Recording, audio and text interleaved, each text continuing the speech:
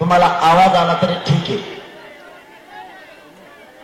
कारण आपल्या मनात आपल्या विचारात आपल्याला परिवर्तन करायचंय.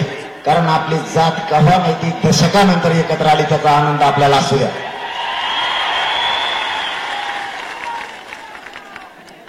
आपण या रॅल्या सुरू करण्याचा उद्देश त्यांच्यापासून सुरुवात झाली. छगन भुजबळ ओबीसीचे नेते एकत्र केले आणि सगळ्यांना एकमुखाने मागणी सुरू केली. मायबाप मराठ्यांनी ज्या शेकडो वर्षापूर्वीच्या मराठ्यांच्या सरकारी नोंदी आहेत, या नोंदी रद्द करा अशी मागणी छगन भुजबळने सुरू केली. या सरकारी नोंदी आहेत, छगन भुजबळच्या 100 पिढ्या जरी आल्या तर त्याच्या काय बापाची जागिरी नाही आहे तर रद्द करायला. छगन भुजबळ, तू फुकट आरक्षण खातोय 16% आमचा. तुला फुकट खायची सवय लागली चारही बाजूला. फुकट वरबाडाची सवय लागल्यामुळं तुझ्या डोळ्यात तुझे डोळे सुद्धा गेलेत. तू इतकं पाप आणि पातक करायला लागला की तुला भान सुद्धा नाही राहिला तू कशाची मागणी करतो आणि तू कोणत्या पदावर बसला. ज्या संविधानानं तुला पदावर बसवलं तुला एकही भान नाही राहिलं की तू मागणी काय करतोय. ज्या मराठ्यांच्या नोंदी सापडल्या या सरकारी नोंदी आहेत, या कुणाला रद्द होत नाही. माणूस किती विरोधी असावा, किती जातीवाद असावा, किती एखाद्या जातीविषयी त्याच्या मनात द्वेष असावा, मराठ्यांविषयी किती आकाश ठासून भरलेला असावा, याचं उत्तम उदाहरण जातीवादाचं म्हणजे फक्त छगन भुजबळ. मराठ्यांच्या नोंदी रद्द करायचं धाडस त्यांनी केलं. आपल्या सरकारी नोंदी आहेत. ओबीसीला जे आरक्षण दिलं, या भारत देशात एकाही ओबीसीची सरकारी नोंद नाही.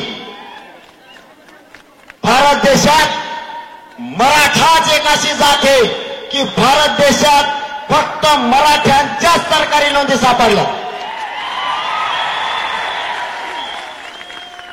तरीही यांची मागणी मराठ्यांच्या नोंदी रद्द करा. या धाराशिव जिल्ह्यातून आणि या लाखो मराठ्यांच्या साक्षीनं शिंदे साहेबांना आणि फडणवीस साहेबांना सांगतो, या आमच्या सरकारी नोंदी आहेत, याच्यातली एकही नोंद रद्द केली तुमचे 288 मराठ्यांनी पाडलेच म्हणून समजा. तुमच्यात हिंमत असली तुम्ही फक्त नोंद रद्द करून दाखवा, मग मराठ्यांची ताकद काय असते मग तुम्हाला आम्ही दाखवू. आम्ही शांत आहेत, आम्हाला शांत राहू द्या.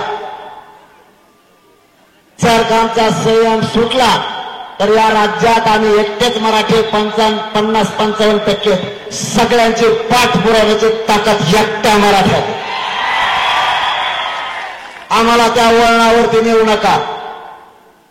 छगन भुजबळ तुमच्या सरकारचा मंत्री, त्याला समजून सांगा, त्याला जातीय कीड निर्माण करण्याशिवाय दुसरं काहीच येत नाही.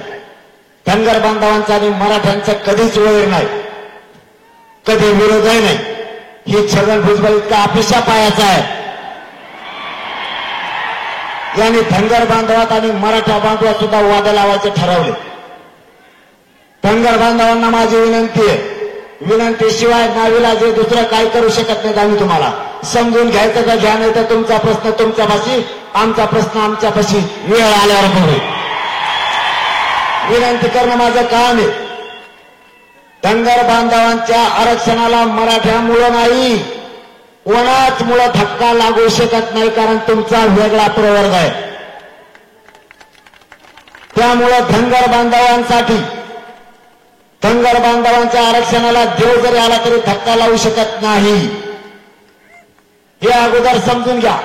छगन भुजबळचं ऐकून फुकट इकत भांडण घेऊ नका. गोरगरीब ओबीसी आणि गोरगरीब मराठ्या छगन भुजबळचं ऐकून वाद लावू नका. आमची इच्छा नाही जाऊन अशी वाद करायची. भावना समजून घ्या. ही छगन भुजबळ नादी लावतोय. कोणाला म्हणतो आमदार किती, कोणाला म्हणतो महामंडळ देईल. अरे बाबा छगन भुजबळ तू थांब रे थोडं, जरा दम धर. वा कार्यक्रमात लावतो मी तू थोडं. आणि तसं यावल्यातले लोक तुला निवडून येऊन बी देत नाही ह्याबारी. तू 7-8 म्हशी घेईन, एखादा हाल्या घेईन, हिंड तिकडे. आता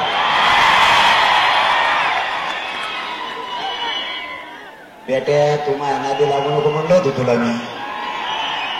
तर इतकी वाईट वेळ तुला उभ्या जिंदगीत आली नसेल, इतकी वाईट वेळ आली नाही तर मग मराठ्यांचा द्वेष सोडून दे. या धाराशिवच्या आई तुळजाभवानीच्या पवित्र दरबारातून आणि पवित्र भूमीतून तुला जाहीर आवाहन करतो. तू इथून पुढे तरी मराठ्यांच्या नादी लागू नको. मराठ्यांविषयीचा द्वेष सोडून दे. याच मराठ्यांनी तुला मोठं केलेलं आहे, आणखीन मोठं करते. नाही तर हेच मराठी तुला पायाखाली कायमचं दाबते. माझ्याकडे येवल्याचे लोक आलते. ते मला म्हणले तुम्ही जर म्हणले त्याला निवडून आणा तरी आम्ही पाडणार आहे त्याला. माझ्याकडे जामनेरचे बी आलते गिरीश महाजनच्या मतदारसंघात.